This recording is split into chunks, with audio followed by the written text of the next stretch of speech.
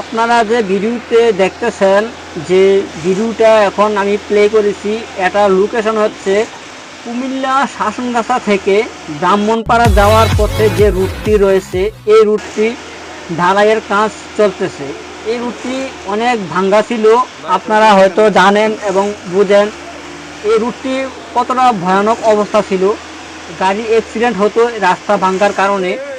এই রাস্তাটি এখন মেরামত হচ্ছে এবং এই রাস্তাটি প্রস্তুত চলতেছে, নির্মাণ কাজ চলতেছে। এবং এই রাস্তা বুড়িচং উপজেলায় এখন যে ঢালাইটা দিচ্ছে, এটা হচ্ছে বুড়িচং উপজেলায় ঢালাই কাজ চলতেছে। 1 ফুট উঁচু এই ঢালাইটা চলতেছে রড দিয়ে। আশা করি এখন যেভাবে ঢালাই দিচ্ছে এইভাবে যদি চলে আর কখনো রাস্তাটি ভেঙে যাওয়ার সম্ভাবনা থাকবে না। এটা খুব ভালোভাবে মেরামত হচ্ছে এবং রাস্তা ঢালাইয়ের কাজ চলতেছে বুড়িচং উপজেলায়, কুমিল্লা জেলার বুড়িচং উপজেলায় এই কাজটি আপনার দেখতে পাচ্ছেন চলতেছে।